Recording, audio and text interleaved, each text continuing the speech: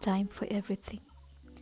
To everything there is a season, a time to every purpose under the heaven, a time to be born and a time to die, a time to plant and a time to pluck up that which is planted, a time to kill and a time to heal, a time to break down and a time to build up, a time to weep and a time to laugh, a time to mourn and a time to dance, a time to cast away stones and a time to gather stones, a time to embrace and a time to refrain from embracing, a time to get and a time to lose, a time to keep and a time to cast down, a time to rend and a time to sue, a time to keep silence and a time to speak, a time to love and a time to hate, a time of war and a time of peace.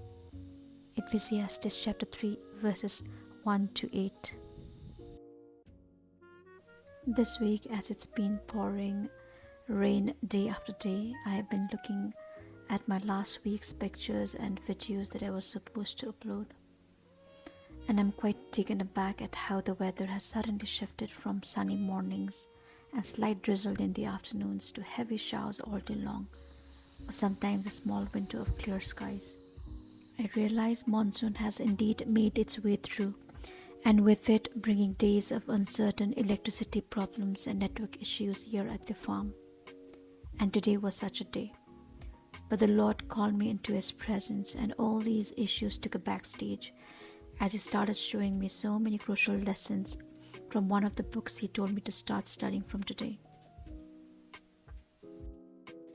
Amongst the many things I was reflecting on, I was pondering on what He wanted me to share this week.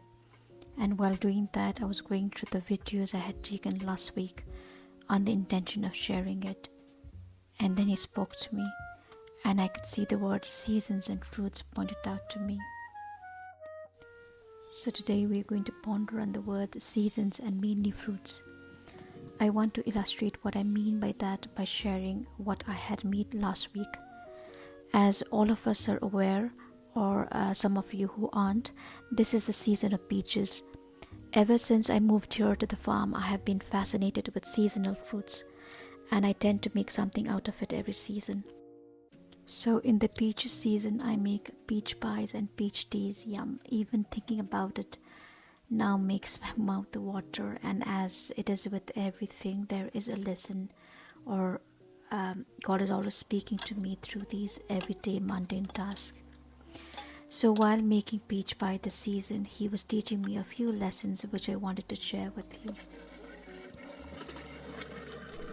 So this time I made peach pie from peaches taken from 4 different trees. Each tree is located in 4 different areas. One is in the cottage garden, the second is in the fields near the entrance of the property, the third is in the kitchen garden, and the fourth is near the cowshed. This list is given in no proper order, and we do have other small peach trees as well, though not accounted in this journal.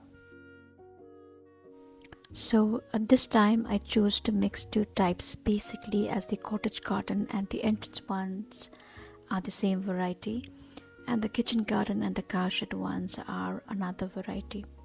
Each tree or variety are for its own purpose.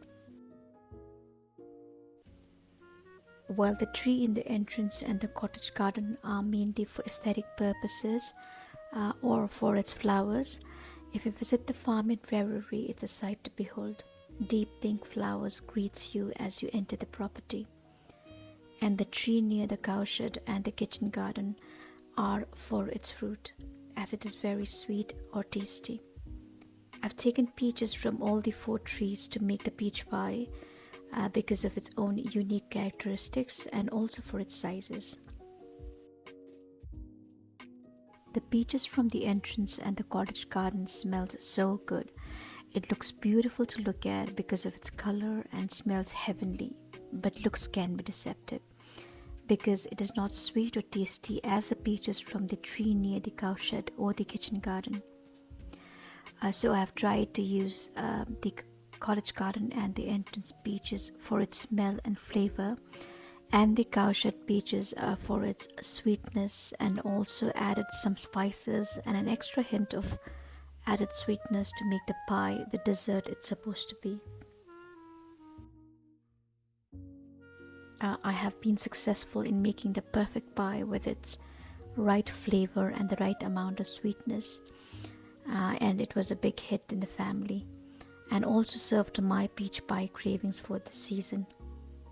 I'm sharing all of these intricate details because God taught me important lessons on seasons and fruits while making this pie. Lesson number one: seasons. Like the peach season is only for a particular time. So, instance, right now, because of the rains, the peaches are almost all gone, and the season has come to an end. But that doesn't mean peach season has ended forever. It only means it's gone for this year, but it will return again next year to give us the same joy that it gave this year. Likewise, we may also be going through different seasons in our lives. And if we are going through a difficult season, we should remember that it's only for a time being. And when it has run its course, the season will change. And for those who are in the spring season or in a good season, we should be grateful and also remember not to hold on tightly to the things of the present, because seasons come and go, but God is there forever. Our dependency should not be in the current season, but on the God of seasons. Lesson number two: we are unique and different.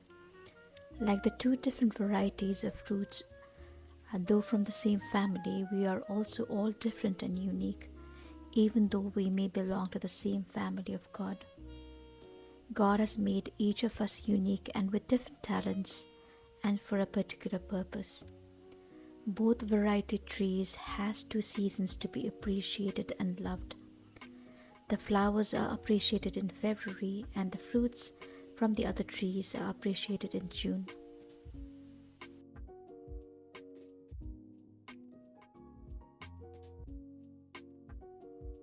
Lesson number three: each for its purpose. Like the cottage garden peaches, it looks beautiful, smells heavenly, is juicy and flavorful, but if you bite near the core, it is bitter. While the other variety looks ordinary, but tastes good, sweet, and also has a slight hint of flavor. However, both variety has a purpose, even with its disadvantages.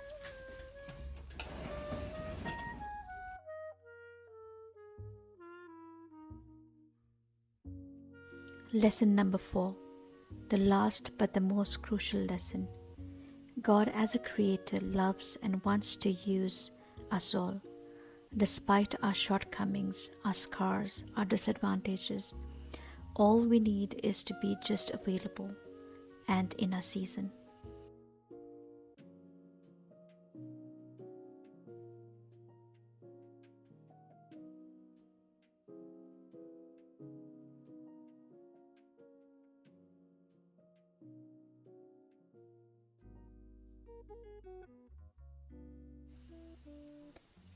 Like the speeches that was available in its season, I used it to my advantage and made it into something beautiful and purposeful, even if the speeches had a disadvantage. I used more of the kitchen garden peaches to mask the bitterness, while I used the other variety to bring in the flavor.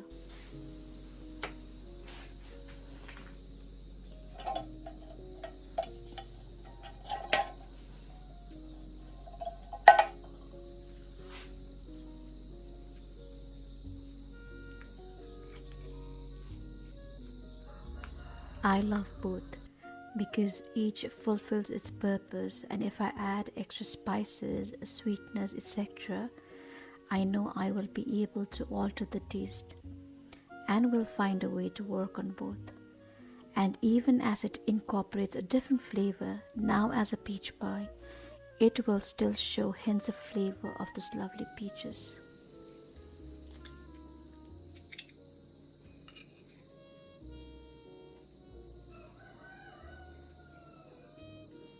Mmm, nice.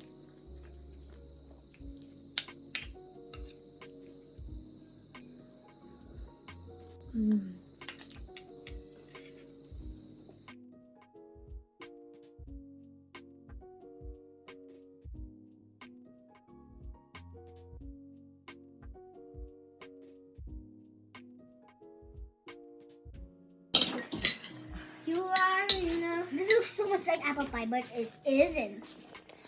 Guess what it is? Guess what it is? What is it? No, peach pie. Listen. What is that? Peach pie. No. Peach pie? Yes. Tasty? Yes. And when we're grown ups, we'll be.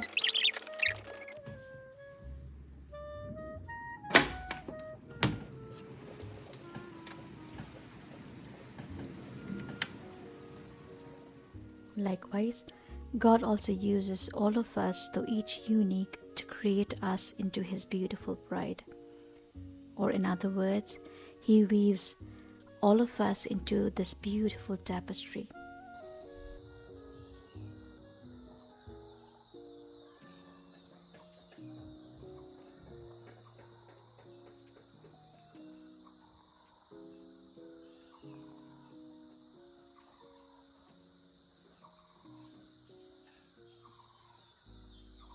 And most importantly, as I mentioned before, God uses us regardless of our scars, our disadvantages, hurts, bitterness, disappointments, or even skills.